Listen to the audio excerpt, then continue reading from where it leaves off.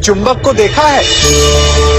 कैसे वो लोहे की ओर आकर्षित होता है और कैसे वो लोहे को अपनी ओर आकर्षित करता है, क्योंकि उसके स्वभाव में ही आकर्षण है। हम सबके भीतर भी एक ऐसा ही चुंबक होता है, विचार का चुंबक, जो सदा अपने ही जैसे विचारों को आकर्षित करता है। हम जो बोते हैं वही काटते हैं। उसी प्रकार हम जैसा सोचते हैं वैसा ही पाते हैं। साधु ईश्वर का नाम जपता है तो उसे ईश्वर मिल जाता है।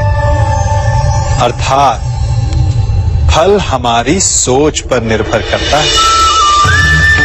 ओस की बूंद यदि केले के पत्ते पर गिरे तो वो कपूर बन जाती है, सीप में गिरे तो मोती, और यदि विषधर के मुख में गिरे तो विष। बूंद एक है, परंतु उसके प्रारब्ध भिन्न है, क्योंकि उसे आकर्षित करने वालों का व्यवहार भिन्न है। इसलिए ये आप पर निर्भर करता है कि आपको भविष्य में विष चाहिए या अमृत।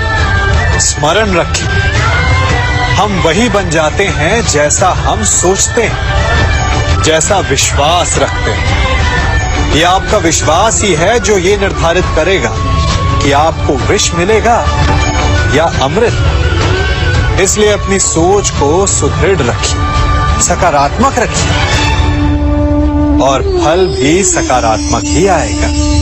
जब से ये सृष्टि बनी है, नदी की धारा और चट्टान के मध्य सदा संघर्ष रहा है, परंतु हर बार चट्टान की कठोरता को हारना पड़ता है, और नदी की धारा कोमल होते हुए भी कठोर चट्टान को काट देती है। कभी सोचा है क्यों?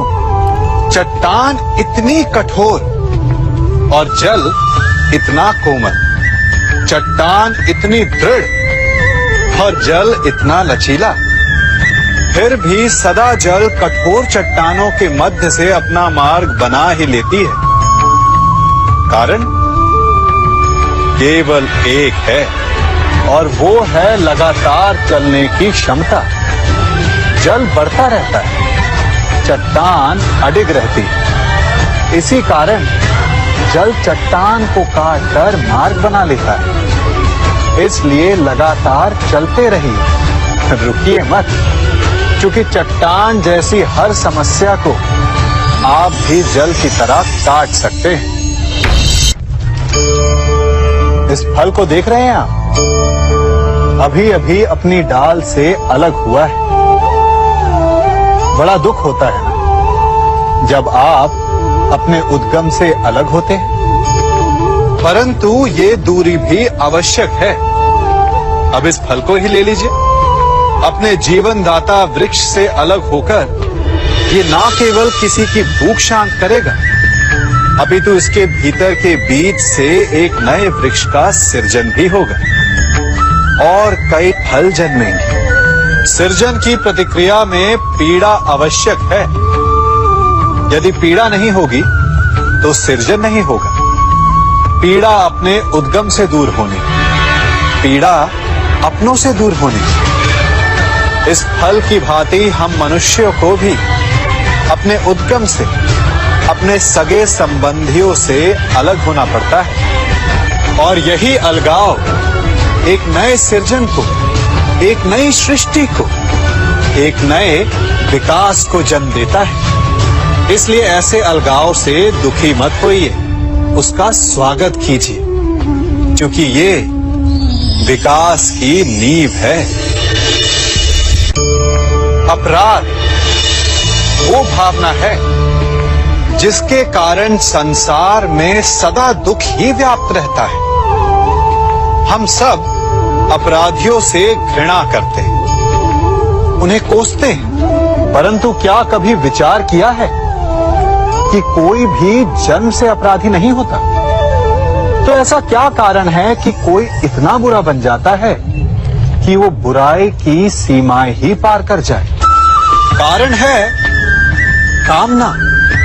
यदि कामना पर नियंत्रण ना रखा जाए यदि कामना को पूर्ण करने के लिए परिश्रम ना किया जाए तो वो तृष्णा में बदल जाती है, और तृष्णा लालच में, और लालच छल में, और छल करते ही मनुष्य अपराध की ओर अपने पग बढ़ा देता है।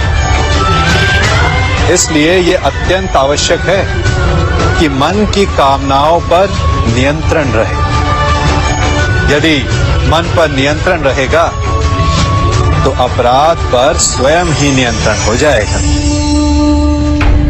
हम सबका मन करता है कि हम जीवन में ऐसे शिखर पर पहुंचे जहां हमसे ऊपर कोई ना हो, जहां हमें कुछ करने की आवश्यकता ना पड़े, है ना? कुछ लोग इस शिखर पर पहुंच भी जाते हैं, परंतु उनका मन सदा विचलित रहता है। इतनी मनोरंजक बात है ना कि जिस विश्राम को पाने के लिए हम इतनी मेहनत करते हैं, इतना परिश्रम करते हैं, वो हमें मिलता ही नहीं। कारण स्वयं सोचिए, वन का राजा होने के पश्चात भी सिंह को अखेट के लिए परिश्रम क्यों करना पड़ता है? सोचिए, मैं बताता हूं।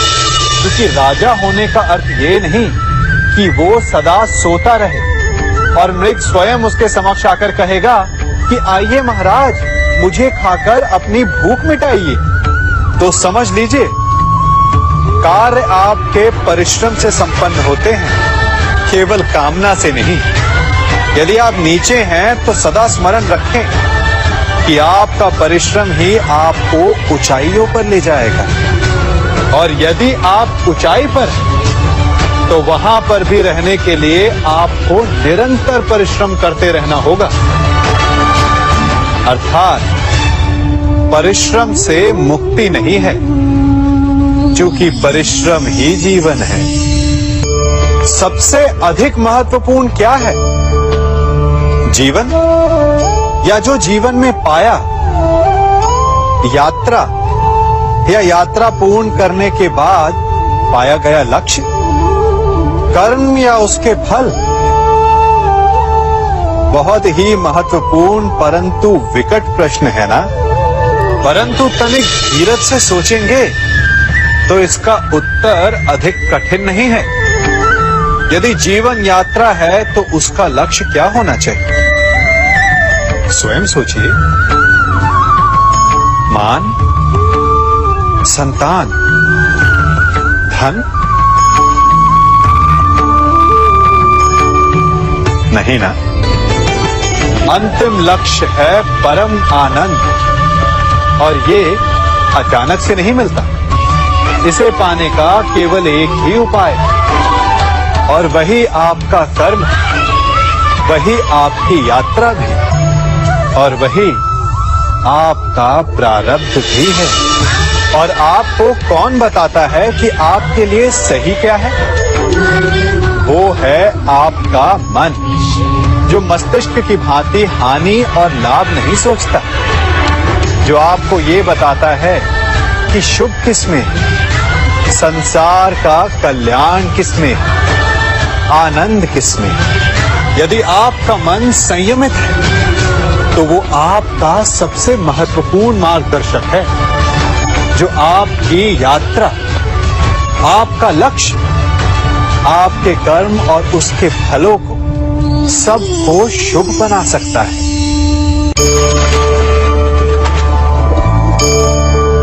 इन पक्षियों को देख रहे हैं आप?